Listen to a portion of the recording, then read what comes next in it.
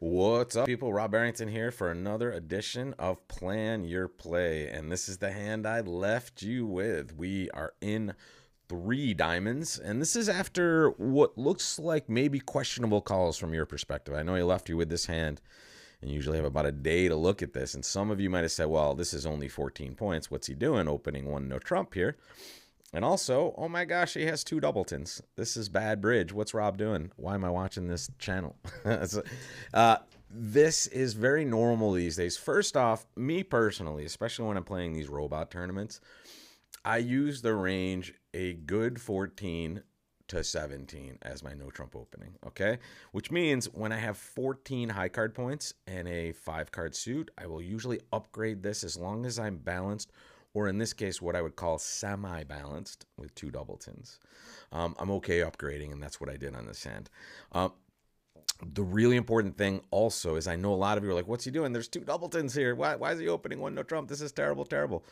It's perfectly fine to open one no trump with two doubletons, folks. The only time you might want to sidestep it is when you have two worthless doubletons. So if I were too small, with 15 or 16 points in my two best suits, I might just open naturally. I might still open a no trump these days, but here, do not fear this. And also, I want you to think about it in just a really practical way. Where are you and your partner most comfortable in your system, let's say? Is it when you open a no trump, Stamen transfers, all the good stuff? Or is it when you open suits and have different auctions like that? I would say for most partnerships, the no trump sphere is their comfort zone. So don't deprive yourself of that for these kind of silly old school rules. Okay. However, I'm okay with you guys opening a spade with this because it is only 14 high card points, right? So if you wanted to open a spade and then rebid clubs or rebid one no trump, that's okay. I like upgrading in these situations. And now we can talk about the play here. I will tell you right away, I was fast on this hand and I misplayed it. And I'm going to ask you where I misplayed it at the end. But let's watch and start the process here. We're going to count our losers. It's our suit contract strategy. And let's take it from the top. Spades, 0 losers, right? We have only one spade in the north hand, which has all the trumps. And we have the ace in our hand, so we're not going to lose any spades. Hearts is more about this north hand than it is about the hands together because we're going to have to draw trump, and we only have 2 trump in our hand. So we have 0 spade losers potentially. We have 2 potential heart losers. Okay, 3 in our hand, only the ace.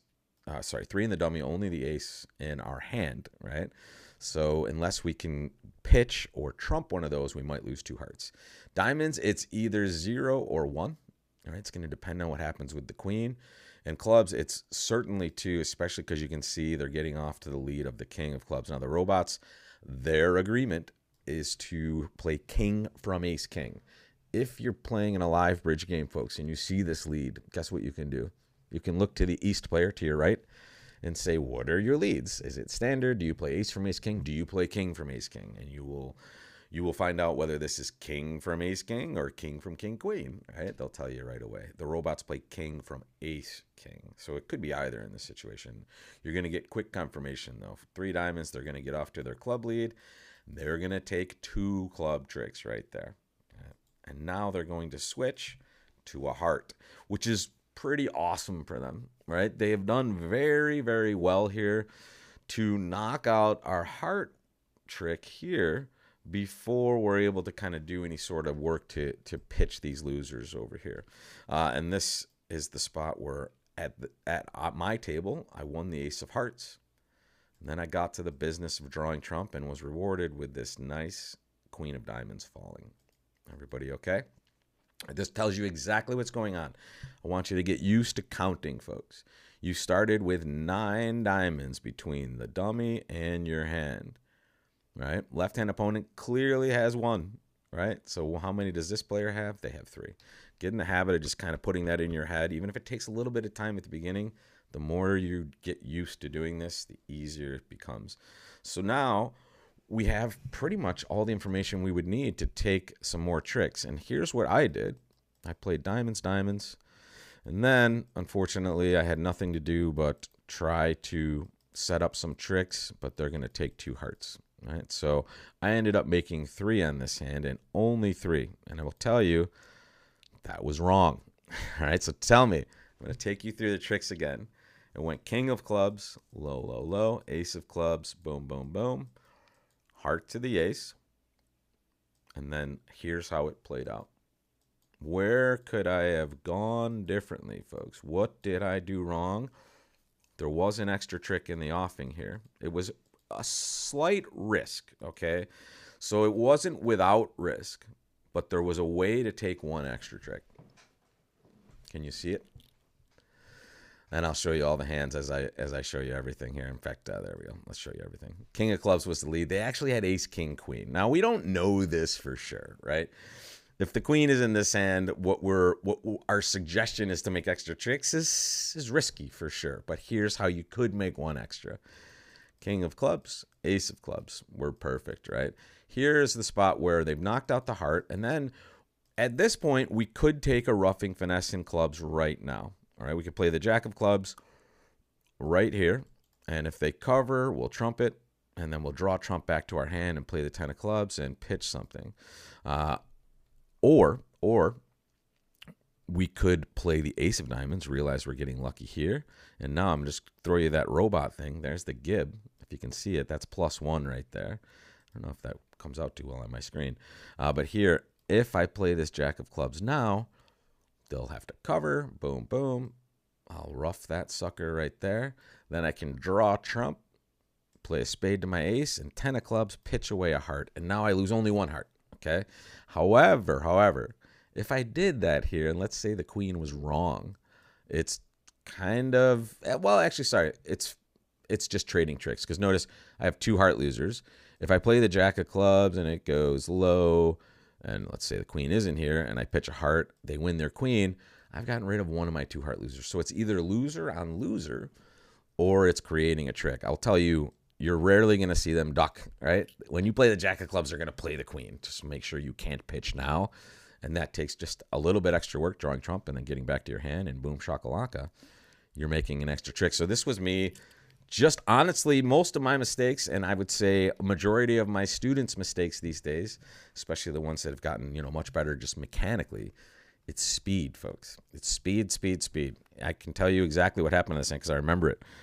This was in the weekend tournament, right? So I played my tournament, and I was playing kind of fast on my phone, and I just kind of banged down cards. And here, if I just took 2 seconds at this point, right here, or honestly, even better, right here, just give yourself a chance to take an extra trick. It's match points, right? Those extra tricks are going to matter. Right, here's a spot where I could have done better. I didn't, but we will live to fight another day. And honestly, this scored reasonably well. But the reason it did was my kind of outside-the-box one no trump opener. So sometimes you're winning in the bidding. More times than not, you're winning in the play because a lot of people just have normal bidding stuff on all these hands. So there it was. Sorry for the extra verbose explanation here, but this hand was very interesting, and it's a hand I got wrong, right? So just keep this in mind, folks. Take your time, and sometimes a solution will pop up if you give yourself a few more moments. And if you're one of those players like me that's always waiting for the next round to start, it means you could have done a little more work on the side if you needed to. All right, guys, let's see what we have next time. And don't forget, planning your play. You can also plan your vacation. It is snowing in the Northeast as I create this video, and I know you guys are already saying, oh man, I have so many more months of this. Well, maybe not as many, right? You can hop on this April cruise just as it's starting to warm up a bit. It's ideal in the Caribbean, and it's ideal bridge. Larry Cohen, the legend, running the Regional at Sea program, and myself running the 0199er tournament programs. So join us for that. Get those cabins, and if they're filled up, there's other stuff on the horizon. Take a look at the Alice Travel website. All the links in the description. And here we go for the next hand, folks. Let's take a peek. And here it is, folks. You're playing 4 spades. This is a very timely hand for me. I'm teaching some cue bidding and overcalling in my live classes at the current moment.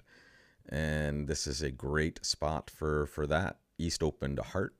We overcalled 1 spade. North cue bid raised. 2 hearts says, hey, partner, I have a good 10 or more points and at least an 8-card fit in spades. And that was enough for South to just jump to 4 spades. So I'm going to show you trick 1 first, okay? And then I'm going to leave you for planning the play because trick 1's going to matter. They're leading the 4 of clubs. And at trick 1, I played the 9 from dummy, and that held at trick 1. So I win this in the dummy. Plan your play from here, folks. Count your losers. Can you avoid any of these losers? And then start making your card plays, right? And we'll take you through the rest of this next time. Thanks a lot for joining, folks. And I'll see you for Plan Your Play next time. Take care.